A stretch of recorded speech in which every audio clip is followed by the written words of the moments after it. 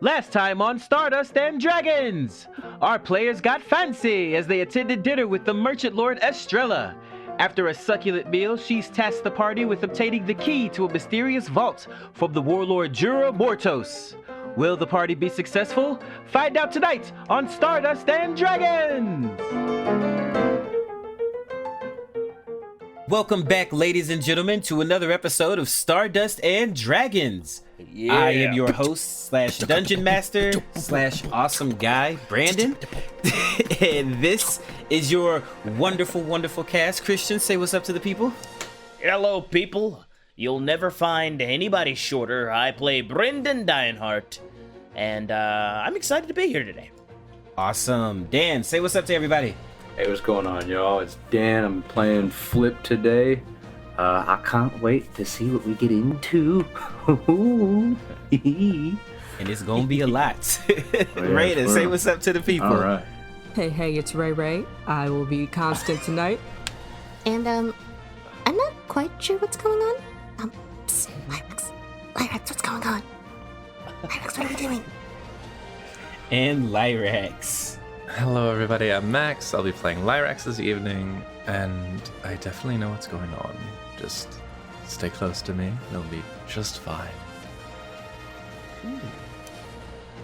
We shall definitely see. All right, we have a wonderful session in store for you guys tonight, so without any further ado, let us jump back into the story.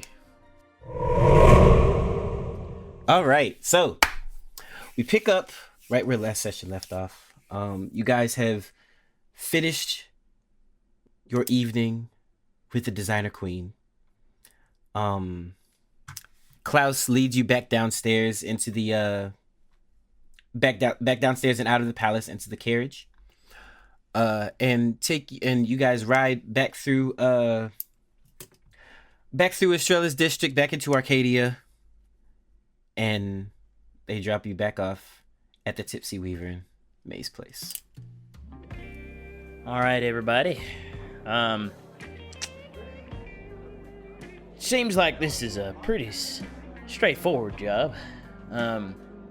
I'd say for the only little bit of prep that I'm going to be doing is I'm going to see if I can get these headpieces working with that nice piece of metal that I got from winning that little competition there. I do want to make sure everybody is, down to do this. I know Flip is probably itching, right? But how about you two, Constant, Lyrax, are y'all okay to be doing something so dangerous? Wait, what? Are you okay to be doing something so dangerous? What? Constant, were you not listening? I was. Something got a boyfriend, then what and are we then doing? it got a little fuzzy, and then you guys were talking about business or something, and... Okay, Constant, we're gonna be stealing something. What? From a merchant warlord. Mm-hmm. Or a merchant no lord, you excuse me. agreed to this. Yeah. I mean, Estrella, look, Constant, you're probably running for something, or trying to get something, and a merchant lord is somebody that you want to have as your friend, Constant. I don't want friends. Yes, you do. I just Yes, want you to, do. I don't know, keep my head down. Something that... grand theft, larceny, whatever this is, it's kind of directly antithetical to. Well, the whole point is to not get caught. You kind of already agreed to it too, Constant. Also, having a wealthy beneficiary will do us incredible in the long run. There's nobody better to keep your head down for you. Oh, exactly. I think we scratch her back, she'll scratch ours. Tenfold. Now, Constant's She eyes has all her twitching, servants. and she's just kind of... all the servants will scratch our backs too. So it's like lots of scratching, Oh. Constant, for just a little bit of a scratch. You've been looking at Klaus, I can tell. But... No, Flip, he's just a friend. I didn't say anything, but I am a little curious, gang. She seemed to know this thing was directly responsible for Jorah's sort of possession and change of personality. That's a wild accusation. Is it? It's probably just like a Stardust thing. Wait, Don't you Yeah, think? I don't Stardust know. thing? I don't know. A Stardust it's- thing? We're A Does that Stardust do thing. that? Wait, we're stealing something so she can check up on her boyfriend? Basically. The boyfriend, It's like the boyfriend has undergone an extreme change. He's a much more aggressive warlord type. Yeah. So excellent. We're gonna be stealing from him. We're stealing. We'll be stealing from his underling, the assassin. Right. The right. what? Right. The assassin. His name is Kalen the Enforcer. Excuse me. His name is Kalen the Enforcer. Constant That's a wobbles C or a over to K. a corner or something and just like throws up her banana milk. Oh. Well, Do you need anything to like a bucket, a rag? it's already on the floor now, Flip. Oh. I mean, it's Yeah, there could be more. That's all I'm wondering. If you did drink an entire.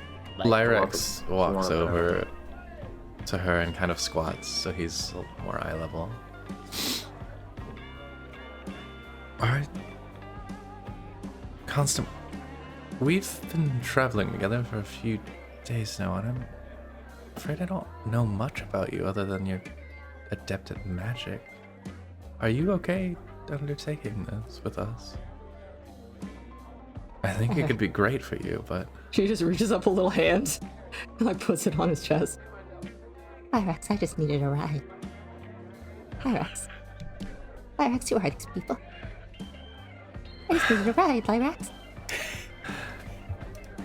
unfortunately I needed more than a ride, so that's why I accepted this. If you don't... You guys might want to get some sleep. And Brendan's gonna go ahead and start heading up to find Lucky to begin doing his thing. Lucky and May actually come outside into the little bar tavern area while you guys are down there kind of talking. May comes scooting, kind of waddling in. She goes, "Oh, y'all are back. Oh, please tell me everything. How was it with Spindit having a dinner with a merchant lord? How did she look? Oh, I bet she was beautiful. I bet she was just beautiful." you're right, she was stunning. I'm like Flip forgot like to no one tell- I've ever seen before. Yes. I've only ever seen her on as in pictures or on the television. But please, how was it? How was it? Literally magic. I mentioned a waffle briefly. A waffle appeared soon after. I didn't even ask for it. Flip forgot to tell me she was wearing white, so it was a little awkward when we walked in and we both were wearing the same thing, but I think we got past it. Oh, well, that just means y'all got good taste. Indeed. May, we actually need to go to bed pretty soon. We do have something that needs to be done. Oh, of course. But before you go, where did I put it? Oh, y'all must be popular. How about shortly after you all left, a courier came by and dropped this letter off for you too, darling. And she'll hand this over to Brenden. She pulls out a letter and hands it to him. Is it addressed to me? Why, yes, it is. Okay. Perhaps, maybe whatever that letter says. Maybe in the future we don't Well, we didn't, Flip. mention- That's why I'm a little, mention. Well, you did quite frequently. You were mentioning Maeve's place. Oh, well, Klaus wouldn't have sent the letter. How do you We you just met saw him. Klaus today? I'm good at reading people, Flip. I'm good. What at did you reading read about him? people. He's an interesting fella. Right.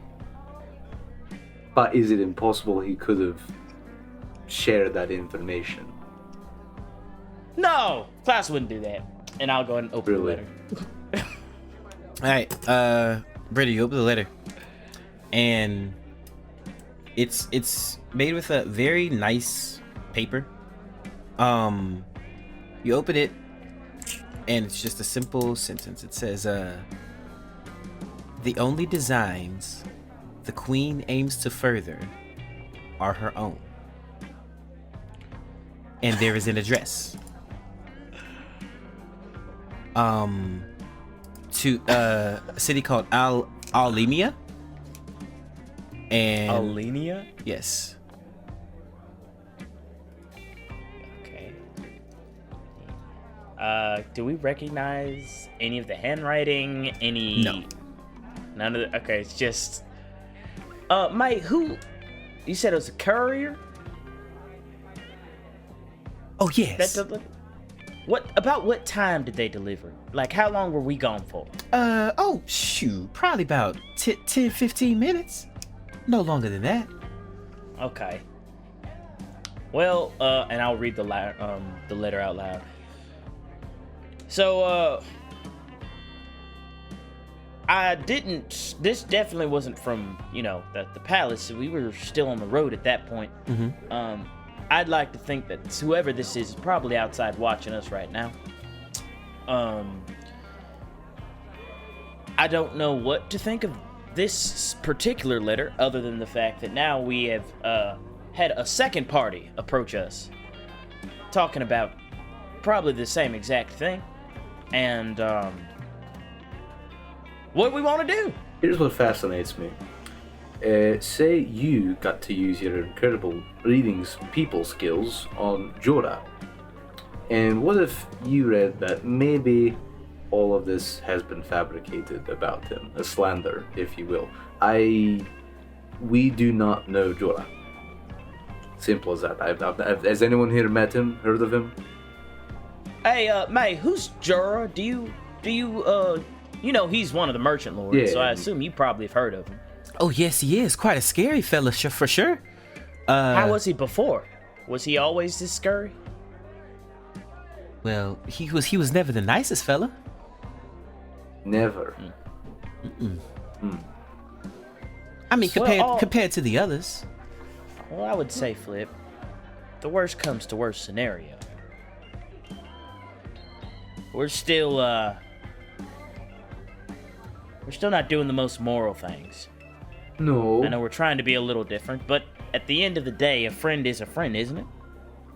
I suppose. I'm just curious is all. And my curiosity leads me to believe that Estrella is hiding something. Hiring a company like us gives her a lot of deniability. We're nobodies. We do not have a reputation here outside of Lyrax doing some quite impressive activities in the arena and us winning a few party games. If she wanted to double cross us, get possession of something incredibly powerful, which, again, we do not know what it is, and she doesn't either.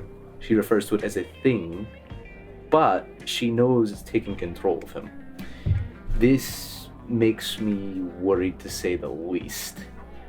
Ideally, I would love a bit more research on this, but as it stands right now, we do have something to gain from Estrella if we do this right now, right?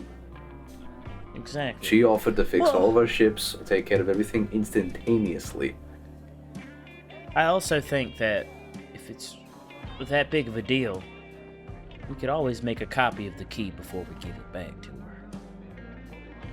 Magic or not, duplication is not too difficult of a thing to do.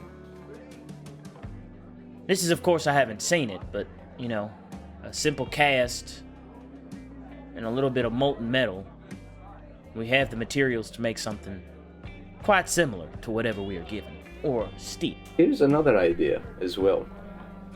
What if... So, she wants us to find the key, right? That's right. What if we use the key? Get a look for ourselves. Well, I think the hard part there is making sure we find the vault. Alright.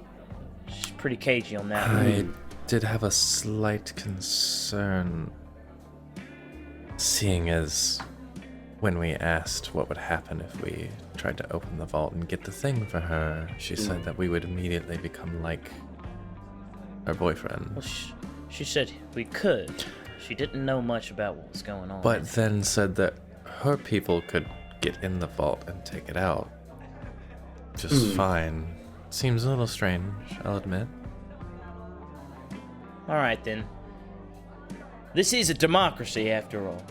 We do need everybody to complete this job. Personally, the gains seem to outweigh the vagueness to me.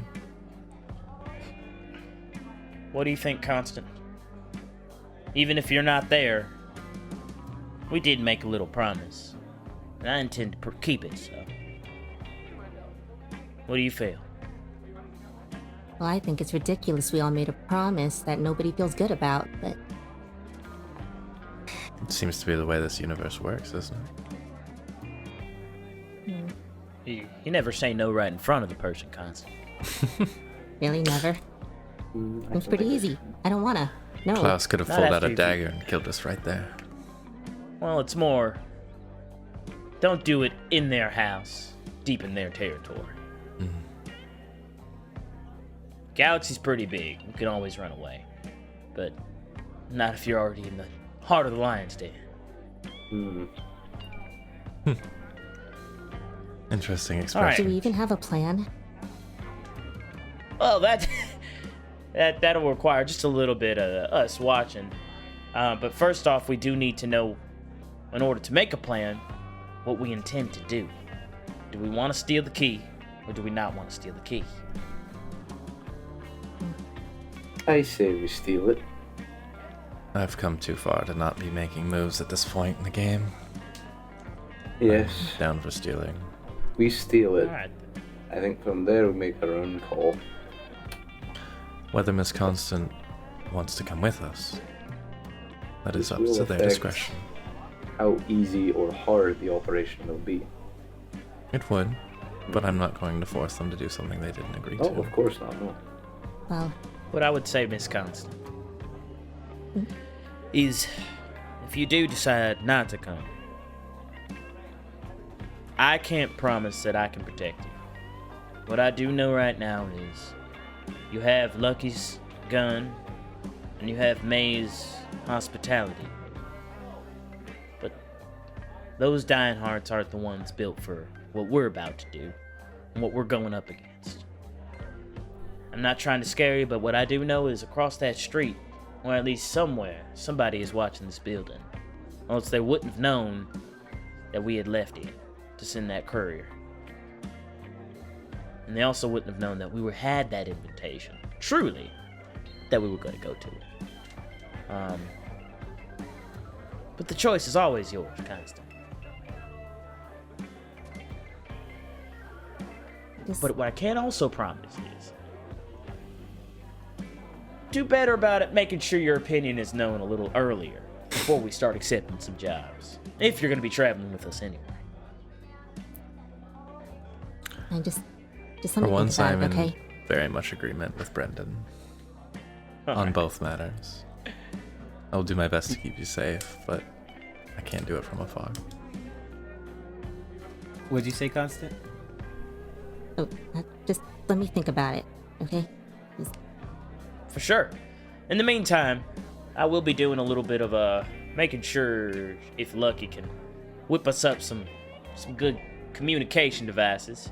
If not, we won't have them, but I'd try and get him to do it. And I might just go, get some rest. Because it seems like tomorrow's going to be a long day. Seems that way. Mm-hmm. I bid you good night, then. Good night. I'm going to go over to Lucky and just go, Lucky, Wasn't? I need you to do something for me. Why am I not surprised? Well, funny enough, I might let you just keep all of them credits, and you might not even have to fix my ship.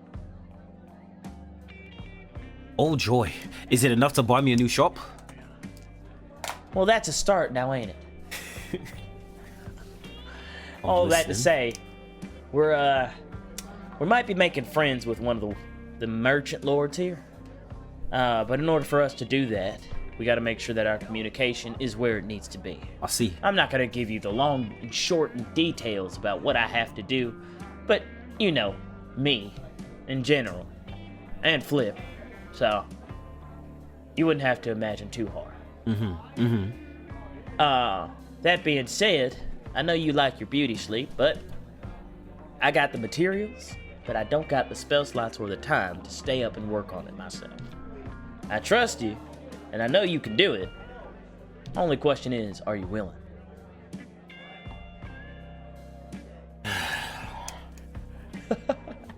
Kevin just rubs his eyes. You know, you're really milking this whole family thing. Okay, Lucky.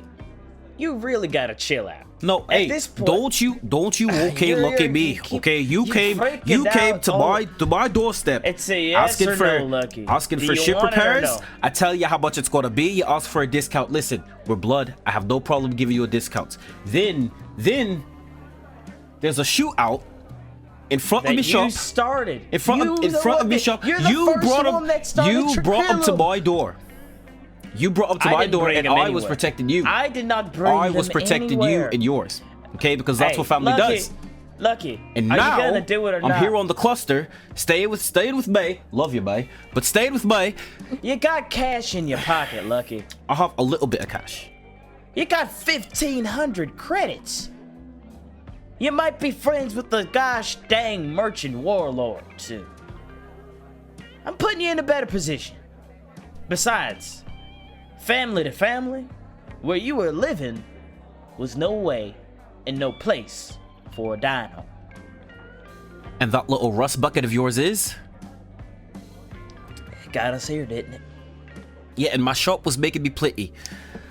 And now you're cutting into my sleep too. This... One night. Yay or nay? Give me a persuasion check with advantage, Brenden.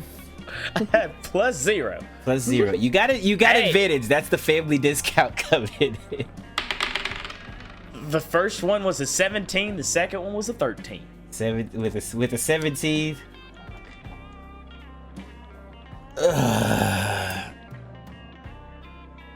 All right. Only because your safety's I important. love to you, me. cousin. I'm gonna go ahead and go to sleep before I start talking with this man anymore. He shakes his head At least get him a drink. and he begins to get. May owns a bar. He'll be fine. It's the gesture. Yeah, get one with the family discount. Chunk will fly him over a beer as I'm walking upstairs. He snatches it indignantly from Chunk and takes a sip. gives puts him it It's an down. He angry gives him a- orchard. He gives him a salute and flies back over to my shoulder. All right, so yeah, all right, you guys sleep for the night. You get the effects of a long rest, so you get your slots back and stuff, which is good. The next day rolls around. You have a full, or I won't say a full 24 hours, but you have most of the day to prepare. Get any weapons or equipment that you guys may need for this. Case the joint a bit, and maybe see what that letter was all about last night. What do you guys want to do? I'm gonna change my clothes back to my normal stuff. Right. Can't be getting your My Yeah, nice I'm not suit, wearing the yeah. tux to a tactical operation. right. Yeah. Not this one. And I will, Tactical give tux. Hey, that's gonna be the stealth armor. I'll give everybody the new earpieces that Lucky made for us last night. Yeah, you found Lucky. He's just face down at the bar. But sure enough, there are 4 little communicator devices done. There are a handful. There's maybe like 6 or 7 more bottles of beer on the bar as well.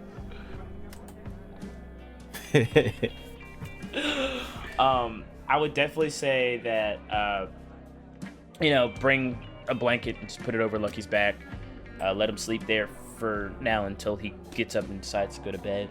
I'll take them, and basically the way that I'm imagining them, since they are this very magical material that I was able to get, Let me see if I remember what it was called that I got. I don't think I wrote it down, but they kind of look like little earpieces that go inside your ear, and as soon as you put them there, they turn basically transparent into the same color of your skin. So it's like it's not like they're obviously there, and if you pull them out, they turn back into this like bluish material and stuff like that. But it's more like think about like putty. It's more like putty. And so as soon as you put it in your ear and like rub it there, it turns transparent so that no one can see that you have it. And the easiest way to like just activate it is you just think about who you're trying to talk to of the four of us, and you can speak to them. You still have to speak out loud. This isn't like something that's telepathy or anything like that. We haven't powered that up enough or anything like that, but I would say it works for probably a range of like 40, 50 feet. 60 feet. So you can whisper, but you do have to speak things out loud. And so that's I'll hand one out to each of you, so that now we can all communicate without having to be right next to each other, especially in this stealth mission, which is probably pretty important for what we're about to do. Otherwise, I would assume, do we want to like case the joint on particular, like go into the that district and try and find is it Kate? Let me see. It's Kaylin. Yeah, we can. Do you need me for that, or are you guys gonna do it? Whoa. It's whatever anybody else wants to do. I'm gonna go do that. Okay. That's personally what was the letter? It came with an address, right? Yes. Is there? I can give you the letter to go check out the address if you want, because it was addressed to me. All right, I'll do that. I'll come on your behalf. Awesome. See what they're up to. I'm not exactly a heavy hitter. Lyrax, while I got you, come here. And Flip gets out a small little nice pouch. And that will be 20 rounds for your pistol. Oh. Flip. I appreciate it. Brenden will give you more of the ins and outs of how to use it, but that'll get you started. I appreciate that. If I need to get more, I'll be sure to get them myself, but I appreciate the starter. No worries. You'll make better use of them than I will. I'll have to do some more practicing if I'm going to use it for tonight, but... Of course. Thank you. But yeah, I'll work my charm, check out this address, be stealthy about it, and report anything back to you guys. Excellent. Perfect. All right, Lyrax, what are you doing?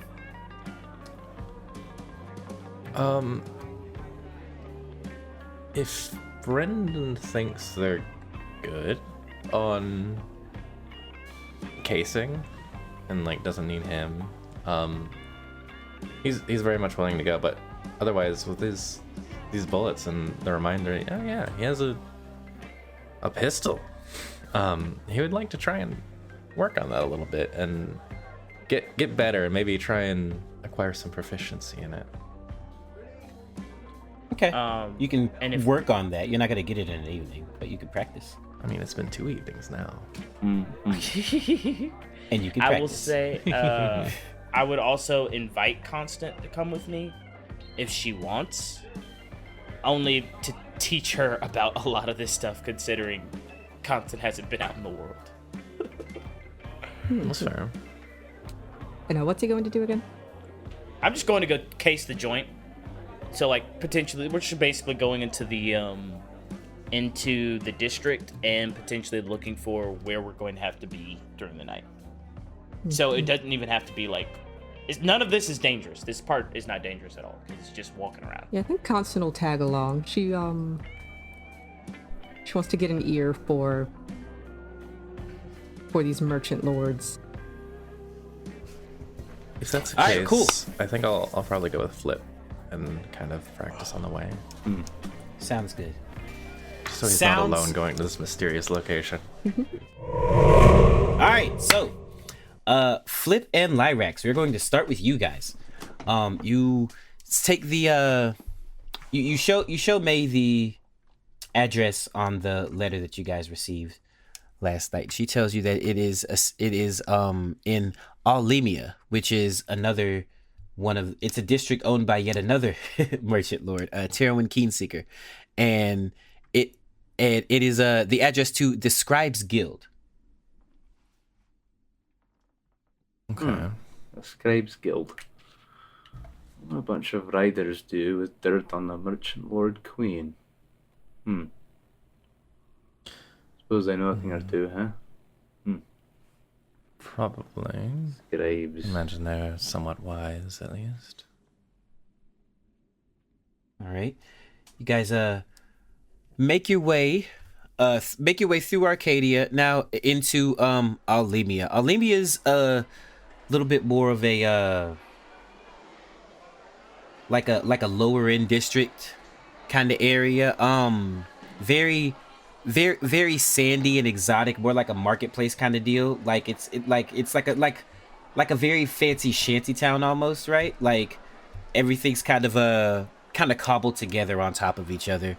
It's like one big bustling marketplace where vendors and shoppers come together to buy and sell goods, haggle over prices. It's very, even though it's not fancy like Estrella's place or like, super entertainmenty, like entertainmenty, or like, super in your face with the entertainment like Arcadia is. Allemia, it has a more sense of community to it, as everyone kind of knows each other. There's you feel safe here for some reason.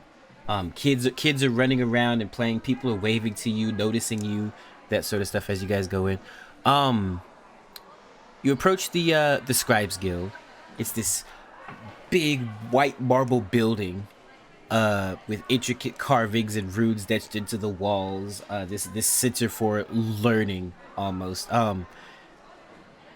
As you walk inside, you see a bunch of scholars, checking out books, studying magic. You see people carrying around like stacks of books, people using mage hand to just like hold all of these scrolls and stuff while they walk around reading through other pages and stuff. Lots of wizards here, lots of artificers. Nobody seems to really notice you as you walk in, and you guys are just kind of standing there, just sort of looking around. I guess I'd like to perception check to see if there's anything unusual, or if there's any like hidden eyes trying to like get a glance at us, So you're trying to find someone suspicious, basically? Someone that would be expecting us and that knows we're here, I suppose. Give me a perception check. Yeah. So about that. You see no one. Yeah. A natural one. Very sad. Well, I might. There's a lot of books in here. Yeah. One thing about scribes, they do a lot of writing. I imagine We had those. that maybe someone at reception or someone around here might be familiar with an individual's handwriting, because this gives there's no, and out of character, there's no, like from blank, there's no like, oh, meet me here. It's just an address, right? Right. Interesting. So we have no evidence as to who could send this, other than the fact that they wrote it. So I suppose we could inquire about if this handwriting looks familiar to anyone. Is there a reception desk near me anywhere? Yes, there is. That's a good idea. Would you like to do the talking, or shall I? I'll start things off. I'll see how far I can Okay. get. If I'm in trouble, I'll let you know. Excellent. But yeah, Flip walks up to the, would like to walk up to the reception desk. There's a mousy young woman scribbling down. It looks like she's copying text from one book to another book. Without looking up, she says, "How can I help you, sir?"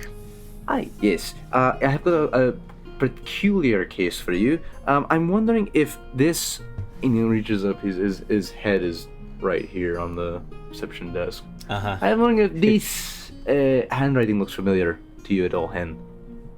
She grabs it and she looks at it. says,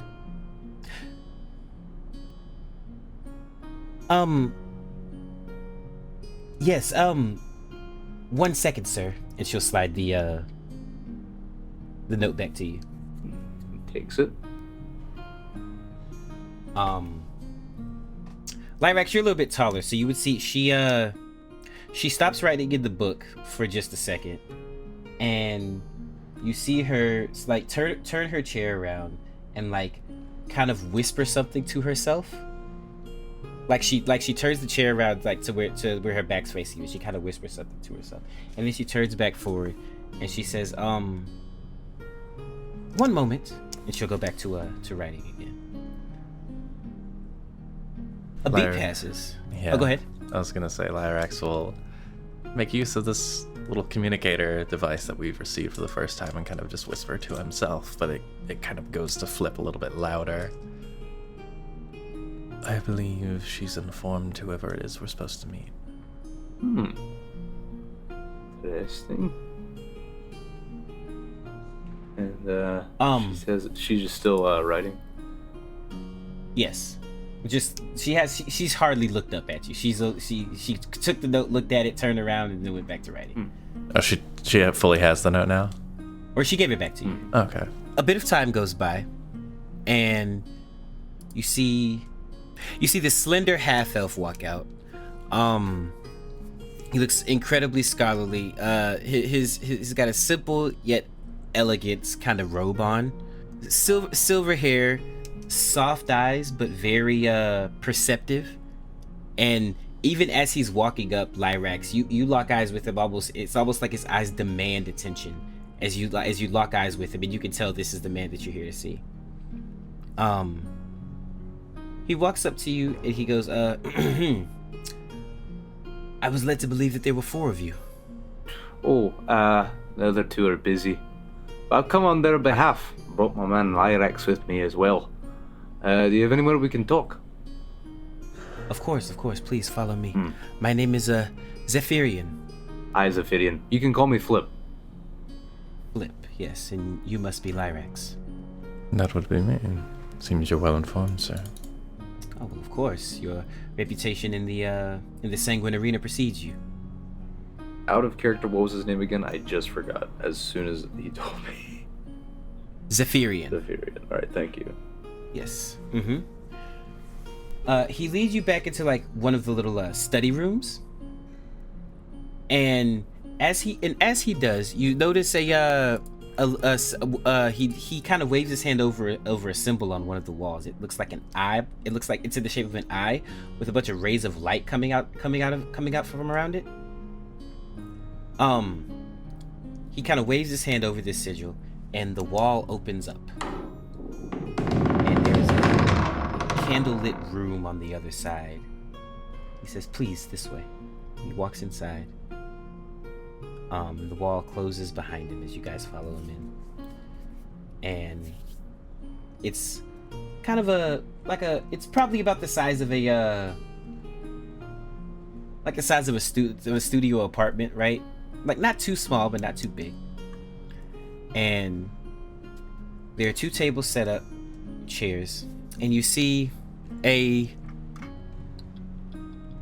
young Kinku standing there, looking at you both.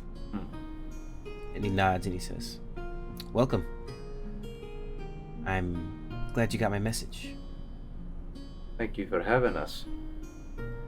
Yes, we received your message. Definitely has piqued our interests. Definitely. I think you could elaborate a little bit on what you meant by that. Well, I suppose I should introduce myself first. Yeah, that's in order. My name is Terwin Keenseeker.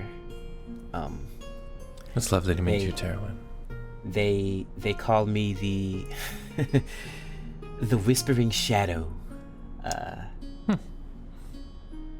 Yes, not as endearing of a name as the Designer Queen, but hey, they love giving you nicknames when you find yourself in a position of power. And out of character, this is the name of the Merchant Lord, right? Yes. Cool. Just double checking. Well, it's excellent to meet another merchant lord. He's about 5'5". He's a all black kinku, sleek black feathers. But he's not like skinny mini like a bird is. Like he's got kind of an athletic build to him, you know. Well groomed, well taken care of. You can tell that he has a sense of fashion, a sense of style about himself, a little bit more elevated than the others that you see here. Your feathers are so well kept.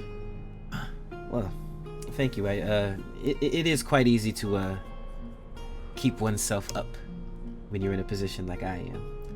He says, but yes, and that's actually why I've called you here to talk about. As he speaks, you notice that he also has a small little silver hoop that sits just above the bridge of his beak, kind of like a nose ring almost. He says, I saw your display at the Sanguine Arena, and I saw Estrella give you her blessing, I suppose. She's always been one for the theatrics. So it would seem. Yes. I am quite interested in knowing, what does she ask of you? I guess a better precursory question from us would be, what is it you seek to know? And what grudge do you have against Estrella? Yes. Oh, my friend, you misunderstand. No grudge here. He pulls up a chair and has a seat. He says, please sit. If you would like. Right. We'll sit down. Lyrax won't be rude. He'll take a seat. Flip does the same. We all sit down. He says, are you aware of the history of the cluster? No. Why we celebrate the day of mending? I can't say that I am. No. Neither am I. No, not top of my head. It's okay. It's a quick history lesson. Before the cluster as you know it was founded, this was a no man's land.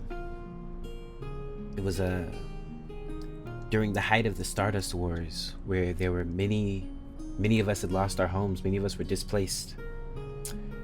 And this planet here had long since been abandoned by Aurora Industries. It was a place that we could come and seek refuge. However, it was a time of chaos.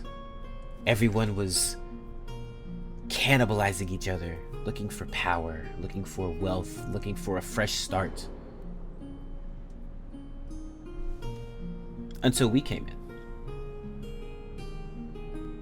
Now, I will say that in those first couple of years,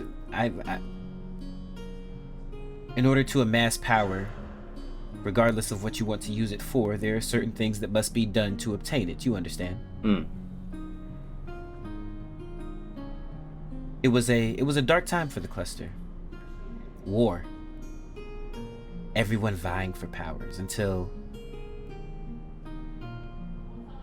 those of us who had the best strategies to win the game realized that ultimately we would just cannibalize each other, just as all of our predecessors did. Estrella, Jura, Kess, and I, we decided to end the fighting. Stop the wars. We realized that having a piece of something was better than being the ruler of nothing. And so, the cluster as you see it today exists only because of the delicate balance that we have been able to maintain over the years. 4 districts, 4 merchant lords. Each one of us brings something to the cluster that the others simply don't have. And it has caused us to thrive. However, for some of us, old habits do die hard. I know how Estrella seems. And she is a gracious host. Very, generous. Yes.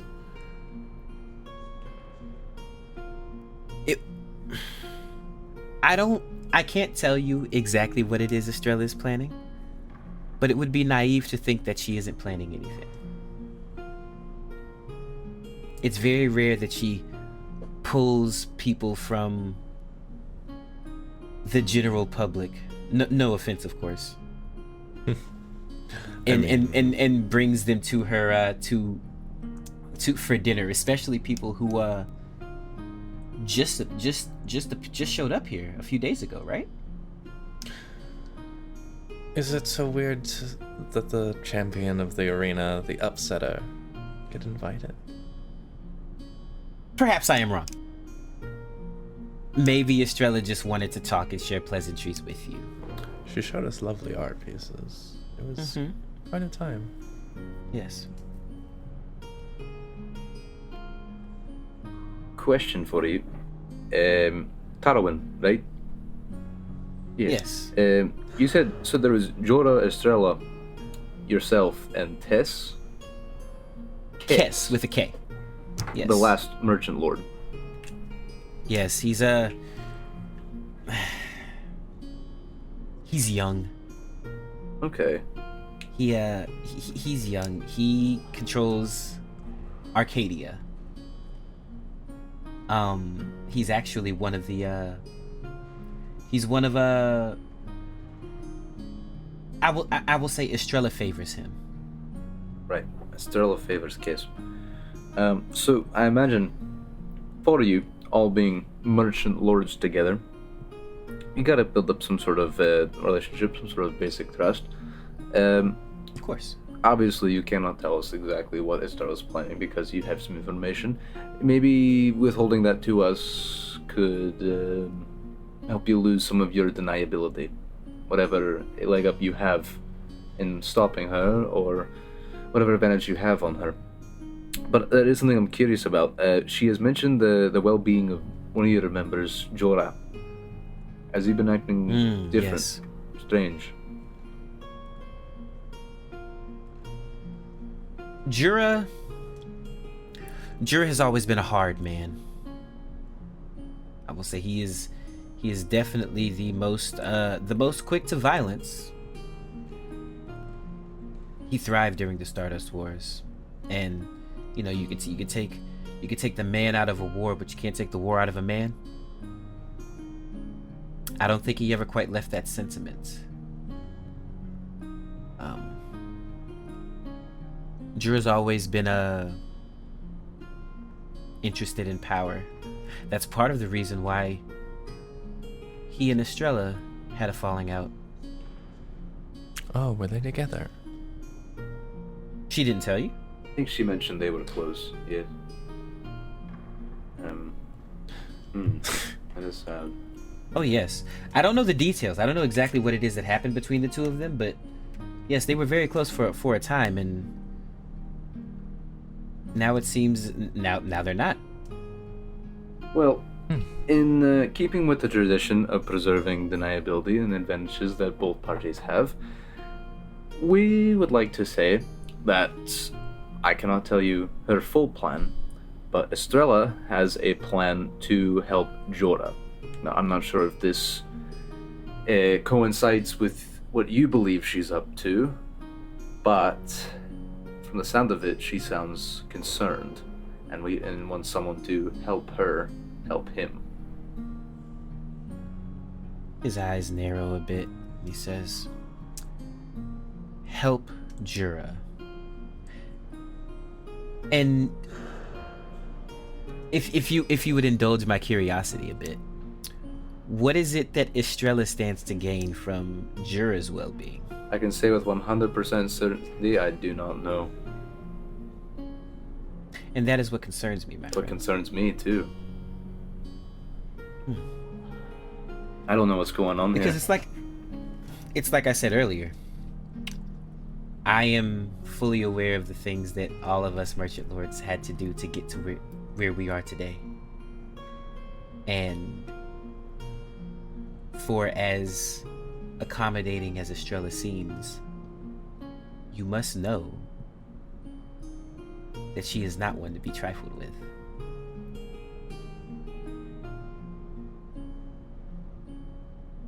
I'm a lucky bird. And I've managed to build a community here. Community of the arts, community of knowledge, of the people. Alimia might not be much, but this is where the majority of the citizens of the cluster are from. Here. People who were displaced. People who don't have another home, you know. Yes, there is something to be said about attracting in all of the most famous bards and artisans. There is something to be said about tourism and spectacle. But the principles that the cluster was built on was its people. And that's what I'm trying to look out for. If Estrella is planning to move against Jura, I don't want it to upset the balance of power that keeps the cluster the haven that it is. I So you personally would have thought that them being in a relationship of some sort would have already upset the balance, would it not?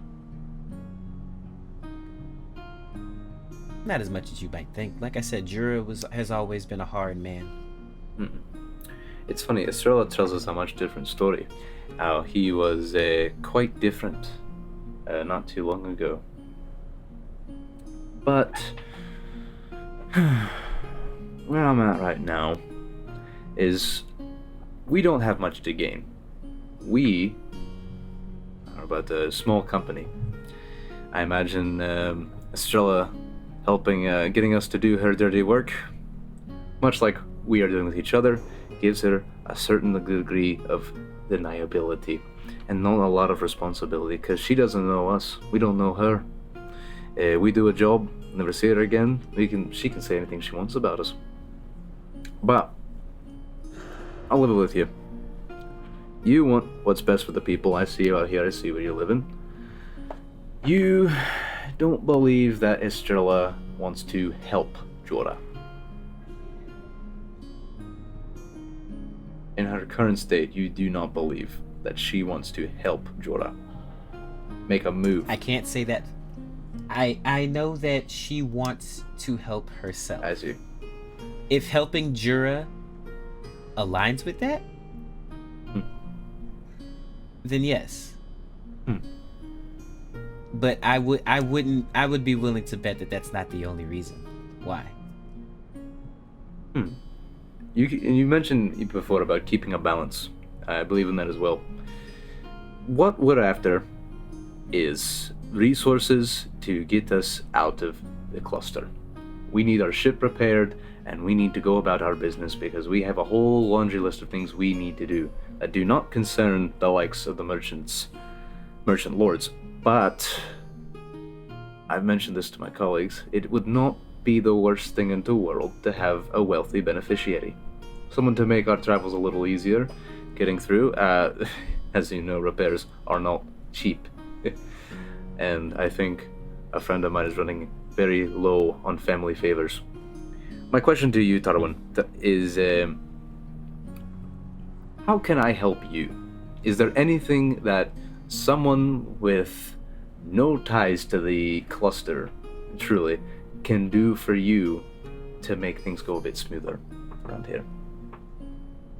Well, now that you ask, there is a reason I called you here, besides just the sharing of information. And he will reach into his robes and pull out a pouch. He says, these are sight stones.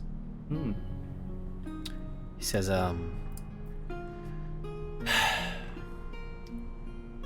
Jura's walls make it nearly impossible for my couriers to gather any information.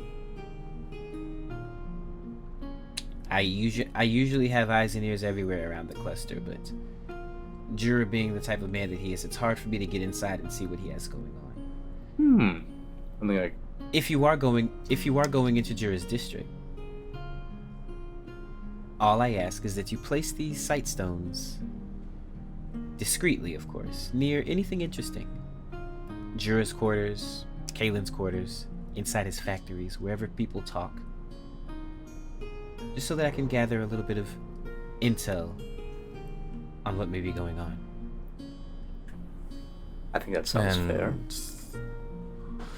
The compensation for such a task would be? The compensation for such a task... Well, what is it that you want? Protection. I have protection. I want to move. I want my company to move freely through the cluster, in or out. I don't plan on staying long. I don't think any of us plan on staying too long. Also, are you familiar with the... out of character? May runs like a hotel, right? The Tipsy Wyvern. Tipsy Wyvern, yeah. Yes. Are you familiar with the Tipsy Wyvern? Ah, yes. May Dionheart's place. Off limits.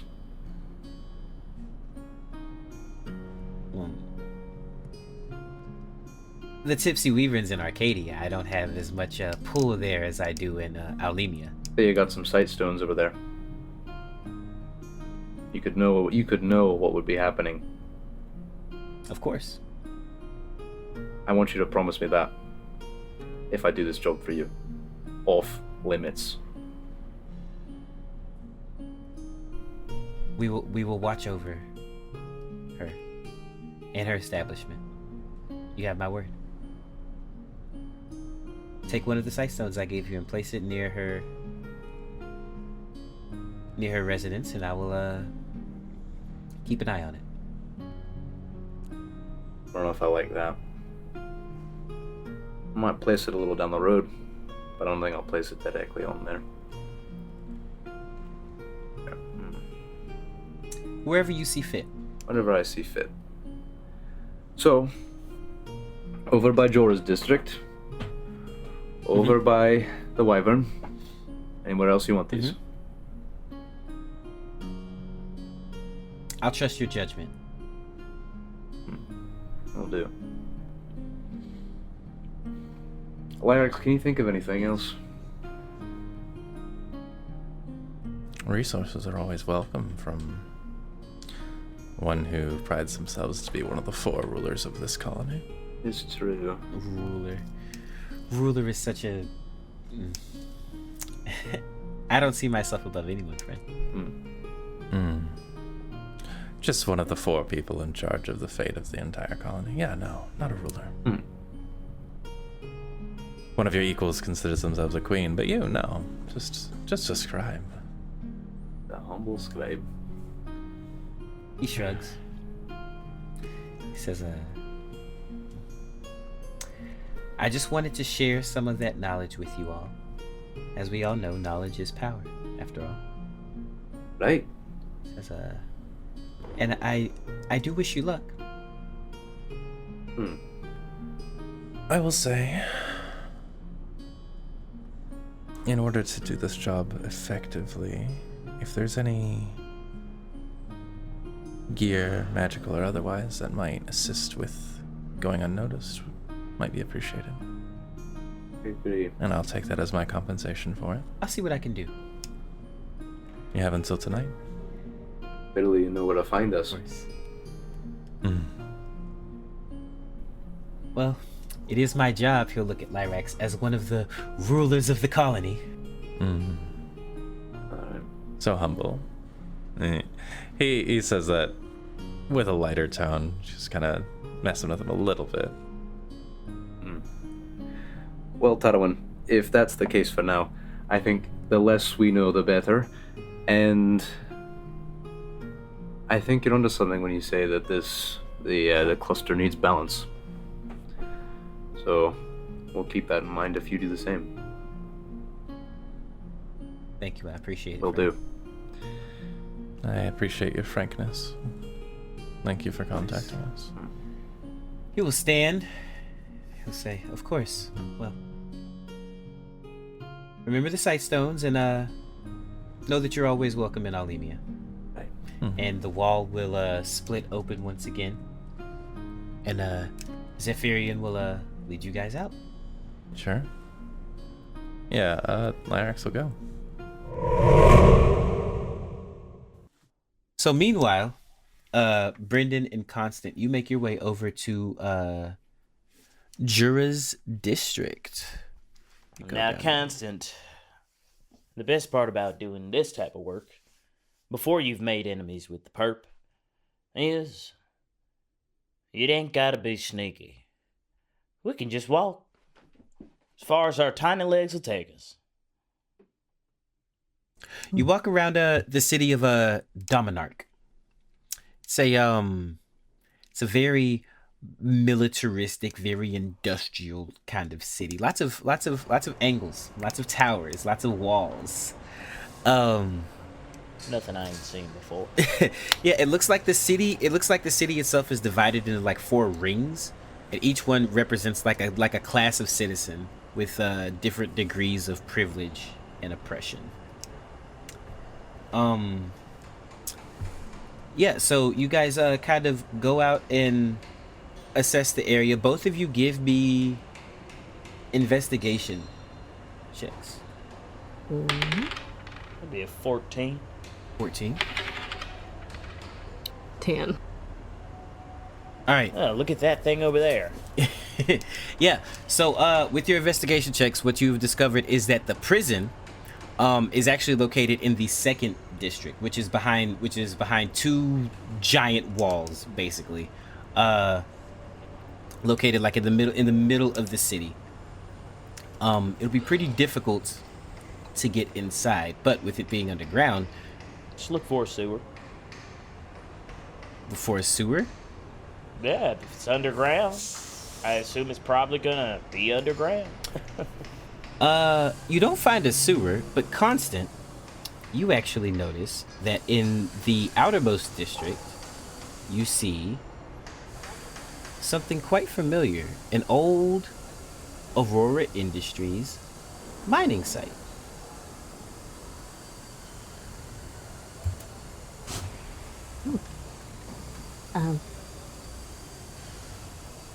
We need to get underground, right? Yep. Just like point to the mining site. That's pretty far underground. Oh. Well, Constant, would you like to lead the way? I don't really have any idea where we're going. I haven't spent much time in mines. Spent some, but from my understanding, that might be your area of expertise, right? I do come from a mining planet. Well then, sounds like you do want to lead the way. Sounds like you hear what you want to hear.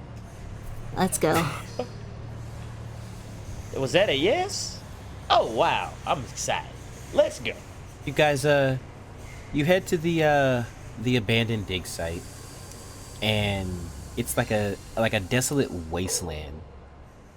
It's a real eerie landscape of rusted metal structures and decaying equipment. Constant, you probably recognize a lot of this equipment as stuff that you used to work on. The buildings that used to house the miners and their families are now nothing more than crumbling ruins, scrawled with graffiti and shattered windows. And as you get closer, you notice that the site has become kind of a makeshift home to a community of people, indentured servants. You see tents and makeshift shelters that are dotted along the dig site, interspersed within the ruins and the old mining structures, and stuff like that.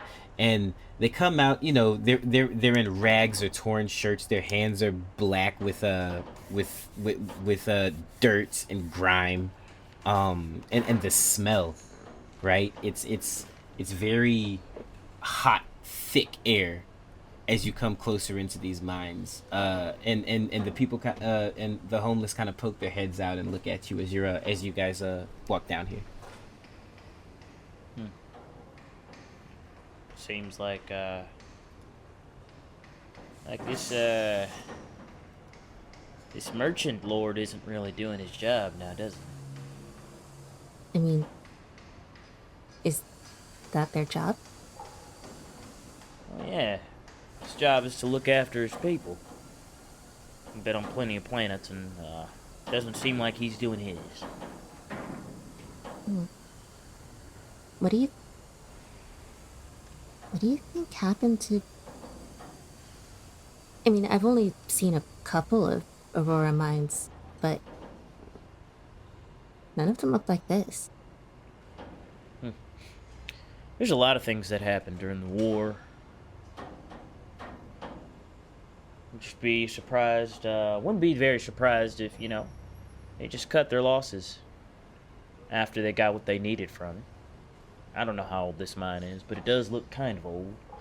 And if it was during one of the Stardust wars that they were mining this mine, they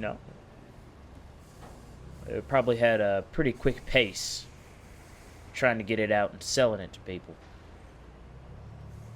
That'd be my guess, at least. But you know just as well as I, after a mine has gone dry, it has no more use. It's just an eyesore. And maybe for these people, it's something to keep them out of the rain. So, I mean, you don't think they worked here or anything, do you? You think they just kind of wandered in after everything? That constant. That is the question, isn't it? I don't think there's much way to tell. Unless you ask them. But right now, that's not our mission, so let's stay on track, okay? She kind of looks uneasy, but she moseys on. Kind of takes notice if anybody's taking issue with their presence here. Does it look like everything's copacetic in the mine? Perception check, Constant. Sweet. I am. Brenden, you can give me one as well. Oh, sweet. 19. 19. That's a 22. Being anxious pays off. 22. Oh, yeah, no. You see this guy approaching you from like a mile away. He's not even trying to hide it with the perception checks you rolled. He's a larger guy. Well, I guess he's like way larger than both of you since y'all were so tiny. He's wearing like the remains of overalls. Like only one of the straps kind of connects still. The other one's long gone. They're torn and worn at the bottom, and he's this big scruffy dude with a mustache that's way too big for his face. He's almost all hair from the nose down. Very, very strong looking. And he comes stomping over to you guys. Not threateningly, but very much with intention. Keep on walking. Says, sorry, are y'all lost? No, just trying to go through the mine, sir. Go through. What you want to go down there for? Well, it might lead us to the prison. You see a visible shift, both of you, as you mention the prison, as fear just overtakes this man. Okay, we're just gonna mention right out Chunk? front we're going to the prison. Cool. Yeah, got nothing to hide here, Constant. And I'll give a quick wink and a smile. And as I wink and smile, Chunk flies off of my shoulder and onto this guy's shoulder. And suddenly his overalls start to, get a little bit less one-sided and lopsided and start to be, put together a little bit sturdier as Chunk is just on the side. His eyes are glowing this blue color as he's casting mending all over this man's clothes. Now, sir, You seem to... I didn't mean to make you afraid or anything like that. What's wrong with going down to the prison? What's the issue here? I mean, you seem to be a little scared. I didn't mean to make you scared. Or upset you in any way, sir. No, just... Oh, I guess you don't know what's in... The executioner's in there. The executioner. Yes. That wouldn't be a... Jura's executioner. That wouldn't be a Mr. A Kalen? Would it be? He kind of spits on the ground. He says, we forget he even has a name. He's not... Because he has no conscience. No conscience. Has it always been that way, sir? He's the one who keeps us in line. Keeps you in line? Well, From yeah. doing what? Oh, we work here. At the mine. Still?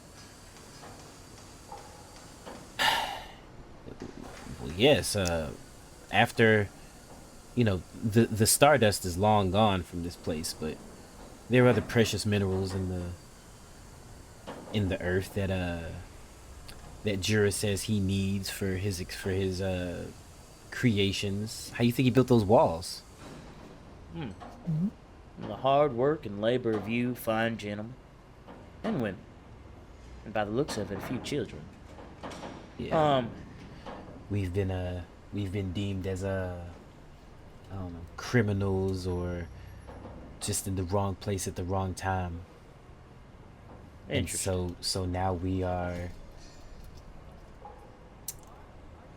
indebted To him. Okay. Well, I'll be honest with you, sir. I don't know how much I can help you. But, I would like any information that you do have on this Kalen. Or this, executioner, as you call him. Be much appreciated. He's an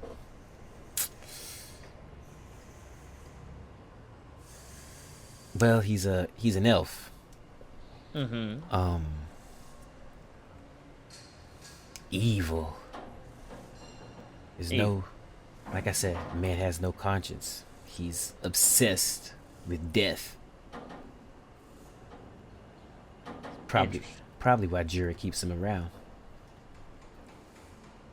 Says if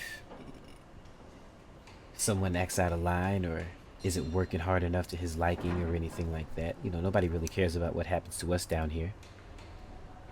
Sometimes it'll just be for fun. Really? Does anyone fight back? Only if you wanna die a quick death. Sure beats dying a slow one. Why don't the other merchant lord... Sorry, why don't Speak they up, do... Constant. Sorry, I didn't want to... Why don't they do anything? I mean... Everyone agrees this guy sucks. Because it doesn't, they could care less. It doesn't benefit them at all. They get to stay in their nice castles and their fortresses and their nice cozy beds. But they said... Or we've heard he wasn't always like that. They just don't care that he's... She means Jura. Right, sorry. They just don't care he's blown off the handle or something? Apparently not. Huh. Well, again, we have business with this Kalen. I don't know what's gonna happen after our business takes place. But I feel like you, and probably most of the people around here, would agree that things can't stay the way that they are, now can they? You're all gonna be dying one by one. Seems you already have been. I think, if we do what we're supposed to do, what I was paid to do. It won't be so much one by one as dozen by dozen. And, a younger me might not have thought about these consequences, but an older me, the me that you're staring at today, is a little wiser. It seems like you've gone through enough to know that, regardless of whatever you do, your consequences will affect others. So, I love allies, and I love friends. And I feel like at this point, Chunk is done with his overalls. Yeah. And begins to move to his shoes. Oh. Yeah. He's getting, like, his, like, overalls, if he had a belt, like, that's good. Like, this stuff, even though it's mending, like, he'll even go over, like, the patches that are already, like, worn but are okay and, like, be fixing those up as Brendan's talking this entire time. Yeah. As you're doing that, like, other indentured servants start coming out and like seeing what's going on. As soon as Chunk is done with that one, he'll go to literally the closest person and start cleaning them up too. Oh. And Brenden will say, now, one thing that I do know is, no matter how strong one individual is, seems that you guys all have a community here. And although I am not a part of this specific one, I myself am a blue-collar worker. And I pull out some of my tools, and they start to, like, appear in my hands. And I know what I can't do alone. I have a partner. He's not too far away from here. And what we set our minds to, well, it doesn't matter how big the foe is, or how small we are. We tend to come out on top. And when we don't, at least we got each other, right? And he's like looking to all the people that are gathering around. Charisma check with advantage, my friend. I see you out here trying to rally the troops. We'll see. I have a +0 in charisma. I guess that's persuasion. Okay, here, Constant. If Constant wants to share a couple of words, I will let you make a persuasion check too, if she chooses to. I got a 17 naturally. 17. Okay, solid. Yeah. Now, I've never been much of a miner. I've definitely been one for the destruction that actually caused these types of things. But my friend here, and he'll take a step back just in case Constance does decide to say anything.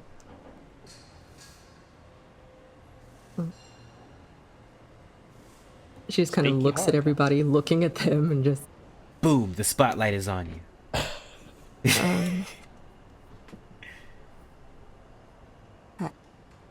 I mean...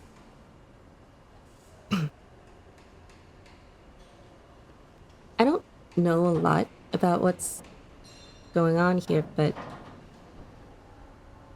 I do know it's wrong. You shouldn't be down here like this. And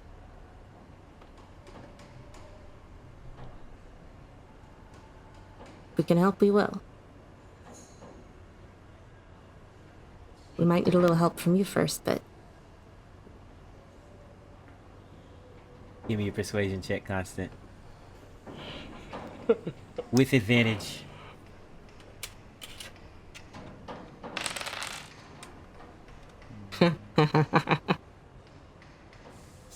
Nine. With advantage? Yep. Awesome. I still got a 17. So, well, And then I think Brenden will step forward just a little bit and be like, now listen, you heard the lady. We don't need everybody. And we're not going to ask for everybody. But what I am going to ask you, and he'll start to gesture to everybody else, all of you, to do is think to yourselves. Are you gonna let this chance go by?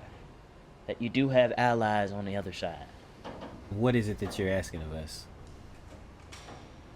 I'm asking you to free yourselves.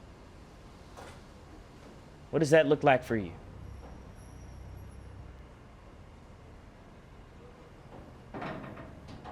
Getting the hell out of here. Now, how does that happen?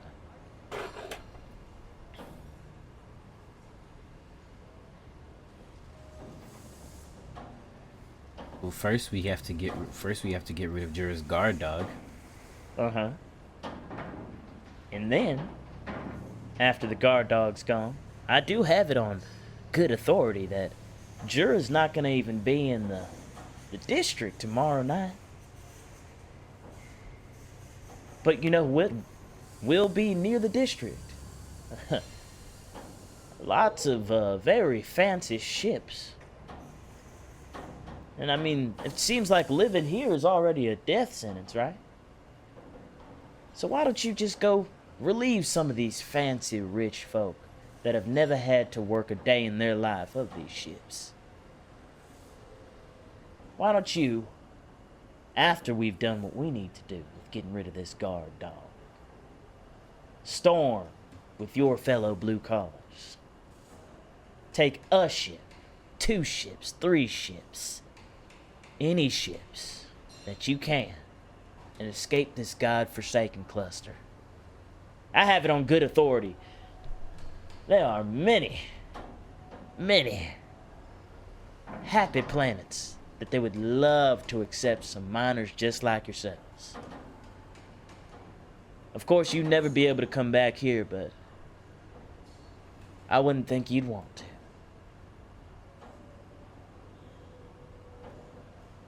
With the 17, you wrote a 17, right?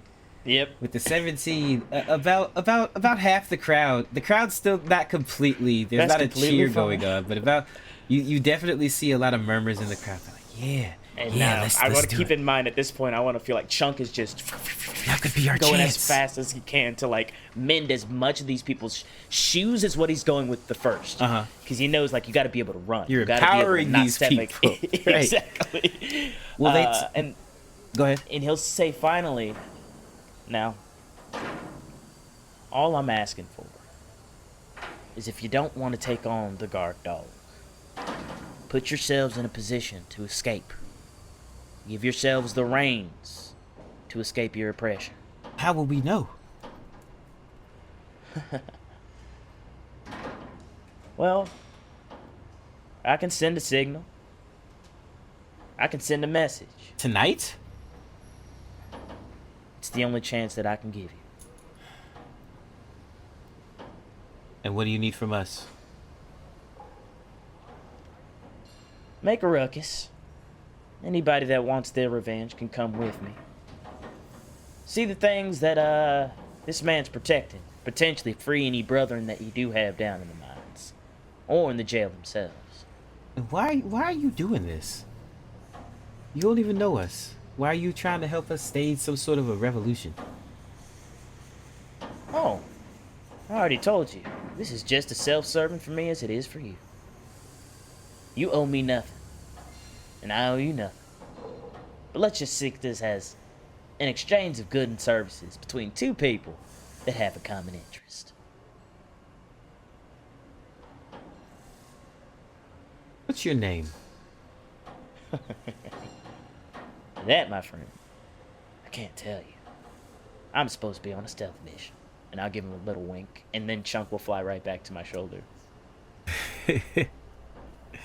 He smiles and gives you a nod.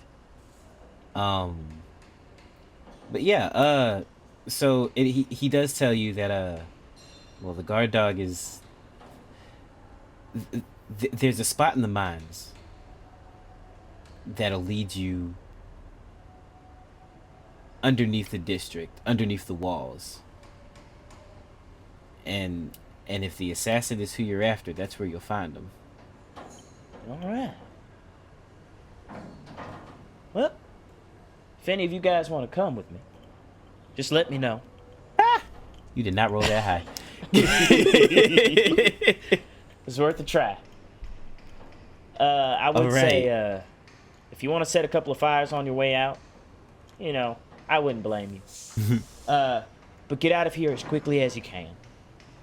When I give that signal, as I'm passing through, just know, once you guys are running, run, okay? Look for a clan, I think they call themselves the Dionhearts. And they might be hospitable to people that are down on their luck like yourselves. The Dionhearts. Just remember that name.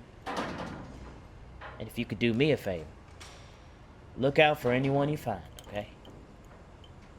Thank you, stranger. No problem.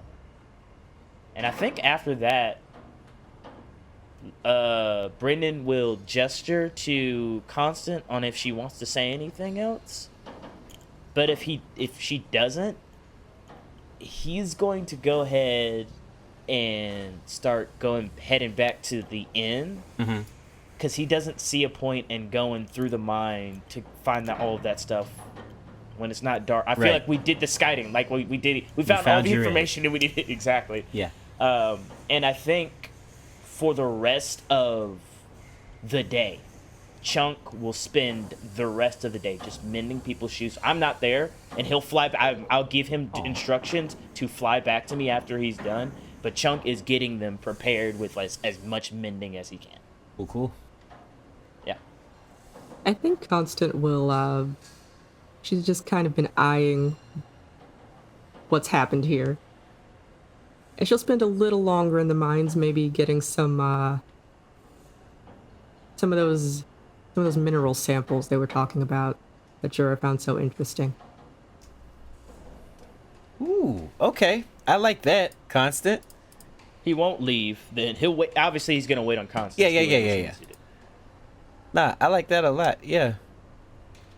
As you're Constant, as you're spending your time in these mines, or I guess on the sites, you're not down into the mines yet.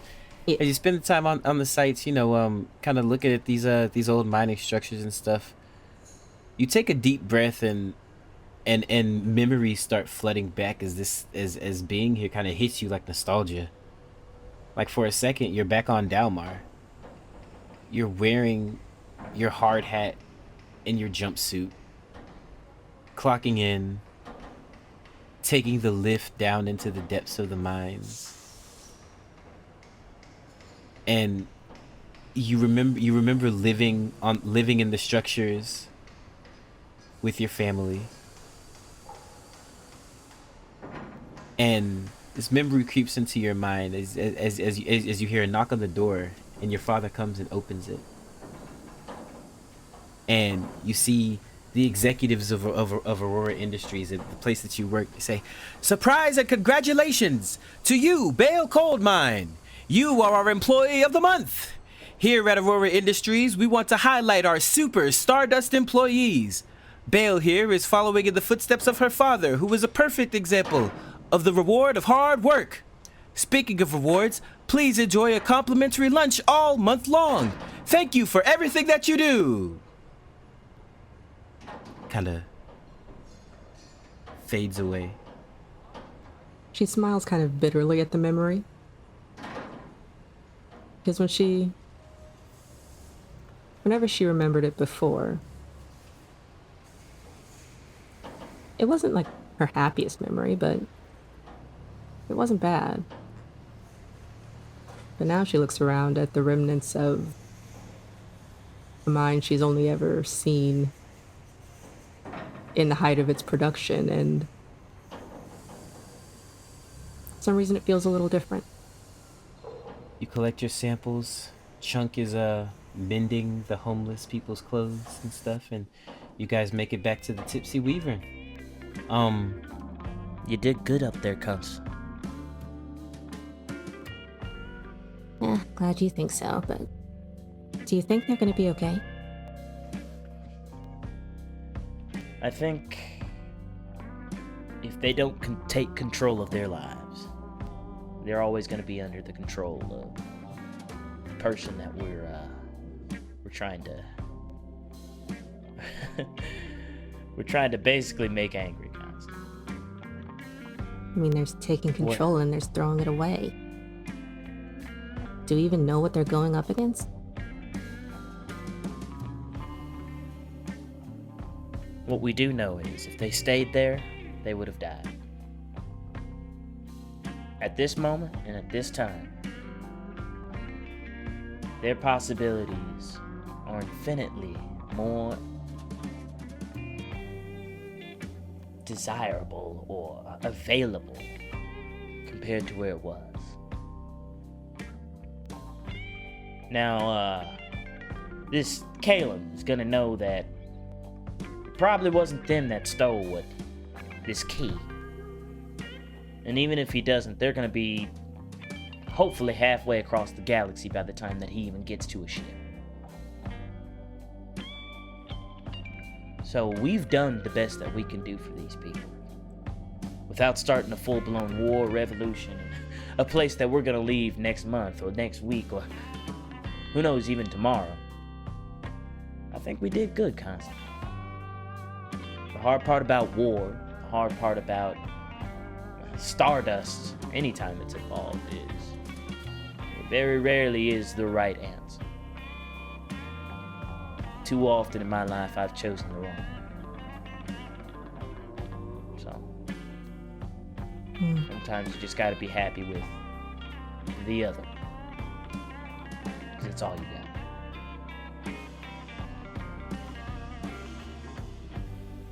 Constance still doesn't look happy, but she also doesn't really know what else she can do right now. So she'll probably just start writing in her book and examining her new samples. All right. Well, with that, the hour is now upon us as Estrella's party begins. As the sun begins to set and the ships begin to fly in. The cluster is a unique place in that, you know, with it being like a artificial gravity type of atmosphere, you can see like directly into space. So you guys look up, you can actually see like all of the ships as they're flying in, flying over into not Arcadia, flying over into Aphrodisia, Estrella's area, and to prepare for this party. All of the upper crust, 1% high end, anybody who's anybody important is going to this gala event that Estrella is throwing, including Jura Mortos, the Merchant Lord, who you guys are about to rob. So if there's nothing else that you guys want to do, I think we're gonna call this one. Next episode, you guys will be venturing into the depths of the mines. Yes. Thank you guys. For now, I want to say thank you for joining us this evening for another episode of Stardust and Dragons. Yeah, and make sure to tune in next time. All right.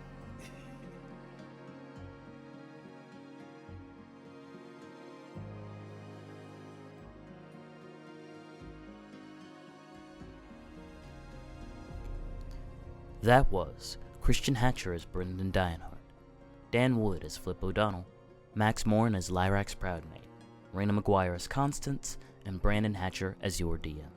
Stardust and Dragons is co-produced by Christian and Brandon Hatcher and Caleb Patrick. This episode was edited by Jason Turner. If you like our content, the best way to support us is to find us on Patreon at patreon.com/Speakeasy Productions. There you can find our Discord, art, and special deals on how you can get more involved with our community. For more information, make sure to look us up at stardustanddragons.com. And remember, our adventure is in the stars.